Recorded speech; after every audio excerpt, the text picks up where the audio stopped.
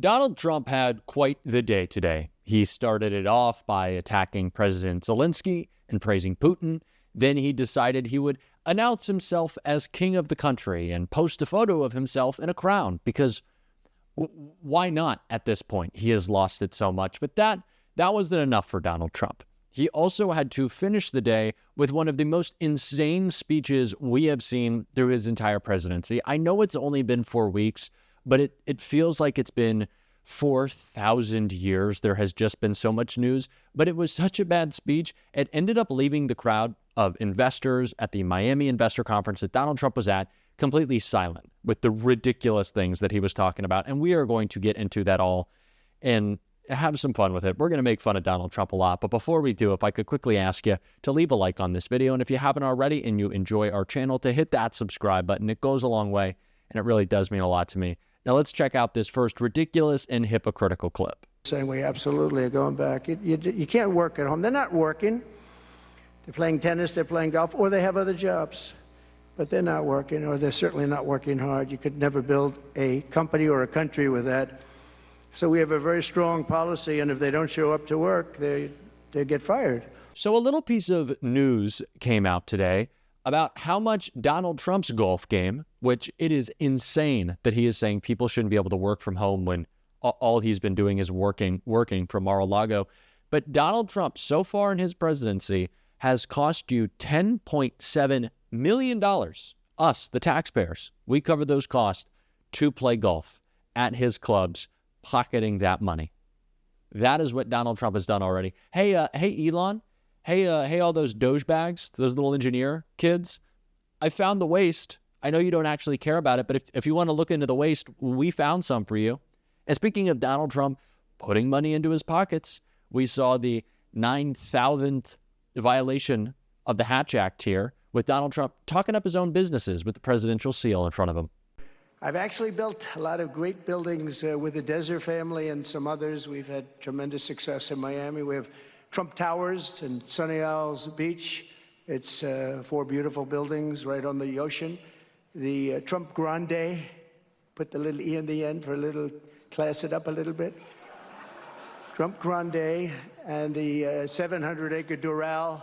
Donald Trump never, ever, ever misses an opportunity to be corrupt. He's just like Elon Musk. They're a partnership made in hell in that way. They just love being corrupt and talking up your own businesses, acting as president to a group of investors. I guess there is already so much corruption and criminality that we kind of look past this. But it's always important to point out whenever Donald Trump just says something that in any other time, in any other place, with any other president would be huge news. And that is exactly what this statement was right here. And $21 million for voter turnout in India. What do we need to spend $21 million for voter turnout in India? Wow, $21 million. I guess they were trying to get somebody else elected. Well, we ought to tell the Indian government, because when we hear that Russia spent about $2 in our country, it was a big deal, right?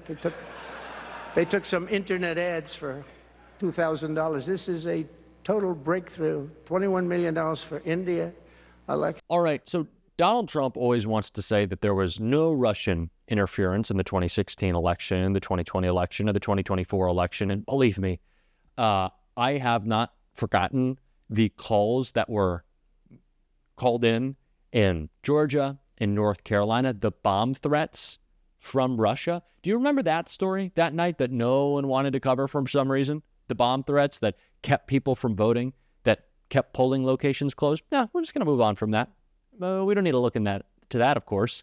But Trump saying, oh, what, Russia spent a couple $1,000s? It was way more than that. Interfering with our election? No biggie. I really wonder what those Putin calls have been about that have gotten him to so quickly, I don't even want to say turn on Zelensky because he was never supporting him, but just publicly attack him so much and now bring up Russian election interference. It's ridiculous. And speaking of ridiculous and terrifying attacks, listen to what Donald Trump had to say about Social Security. We're also finding tremendous abuse, waste, and fraud in Social Security. Social Security is what's happening there is going to be one of the great potential scandals in history. On the program, there are over 4.7 million Social Security numbers from people from 100 years old to 109. Think of that. The last time Trump described something as being big and beautiful and fantastic, quite frankly, so great, it was his health care plan that was 2 weeks away and never came. So in my mind, Donald Trump saying that he's going to have a great Social Security plan, something that no one's ever seen before, means he's taking it all away and privatizing it. That's what that sounds like to me. And I'm sure the investors there love to hear it. And I'm sure they loved to hear what Donald Trump had to say here, but it was so insane and an admission of a crime committed by the Trump administration that they were just silent. I think just kind of stunned by how brazen he was. In addition, over the past month, we have effectively eliminated the U.S. Agency for International Development, which was funding much of this lunacy. We virtually shut down the out-of-control CFPB, escorting radical left bureaucrats out of the building and locking the doors behind them. What they were doing was so terrible. Where they were spending the money was so terrible. What we haven't looked at yet, but will be, is does the money come back to them? Because nobody can be stupid like that. And they're not stupid. They're smart, actually. And, you know, why are they doing that? Does money come back to them? So we'll figure that out pretty easily, I think, and quickly. You would assume that a bunch of greedy, corrupt corporate investors would be psyched about the shutting down of the Consumer Financial Protection Bureau. They'd love that. But the way that it comes out of Donald Trump's mouth, I'm sure must be so icky for them. I'm sure their cash makes them feel a little bit better about all of it, but just weird stuff. It is just so strange still for him to be president again. And talking about the criminal ways that he is shutting down agencies, the power he is putting in his own hands, that he's bringing in from everywhere, condensing all the way into the executive branch. He posted a picture of himself, and so did the White House official account on Twitter, Facebook, Instagram, of him wearing a crown. They're saying the quiet part out loud, and they're acting like it.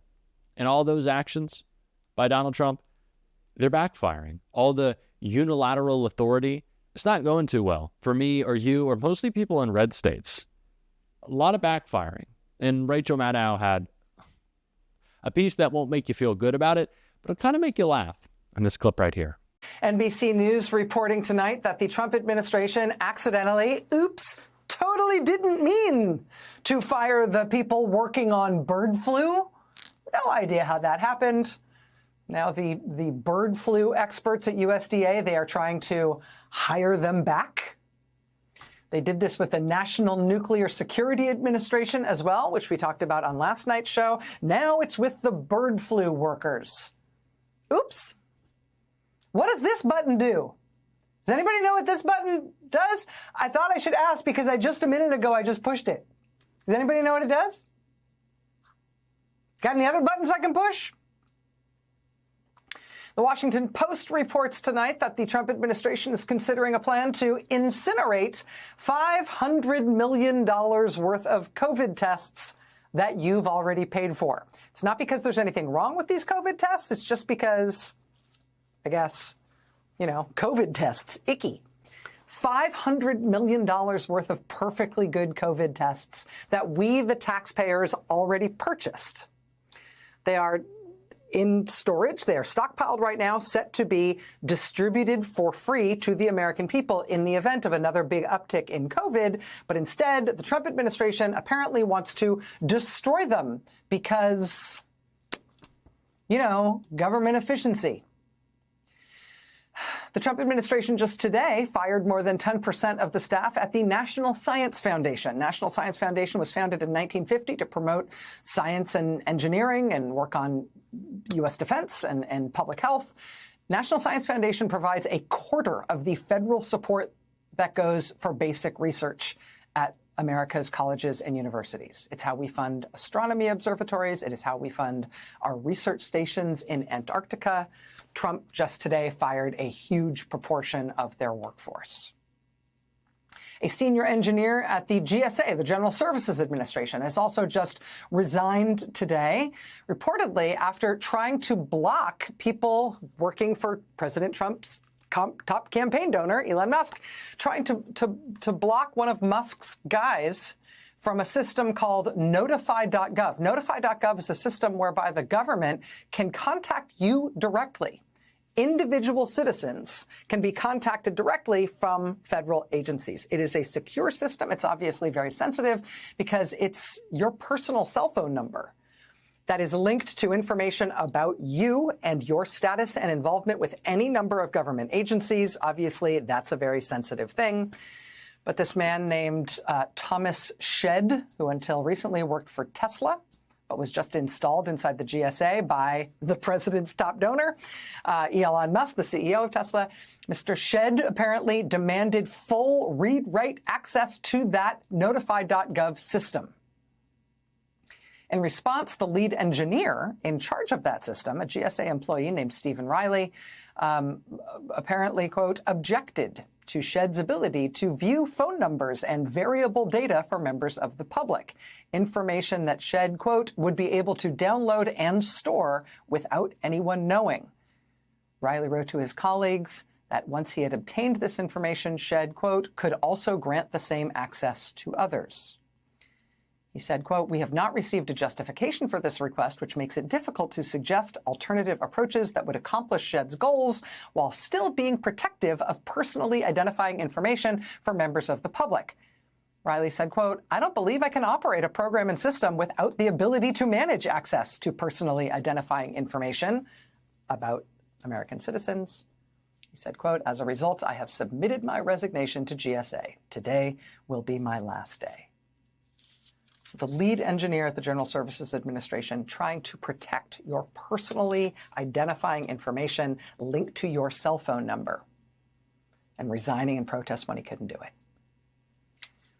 In resigning on these terms, he has let we, the public, know that President Donald Trump apparently wants to give your cell phone number and personally identifying information about you, including any of your interactions with any federal government agency, to a random guy from Elon Musk's car company. And wants to give him this information in a way that would allow him to walk out the door with it and give it to anyone else he wanted. So by resigning, trying to stop it, being unable to stop it, resigning in protest, and then explaining exactly why he resigned and what the problem was, he has let the public know that this has just happened to us, which itself is a mitzvah. We have morons running our government. We really do. We really do. It's painful. I don't even know what to do at this point. I don't even know what to say, except at least it's hurting red states the most. I hate to be fully on board with just like MAGA learning their lesson because these are real people. Unfortunately, they are Trump voters. But hey, learning your lesson. Learning your lesson. And we're going to call that out and try to bring a little joy talking about it on this show every single day. And if you want to support that, as always, you can hit that subscribe button and leave a like on this video. And if you stuck around to the end, you can drop a blue heart in the comments. And until next time, I'll see you soon.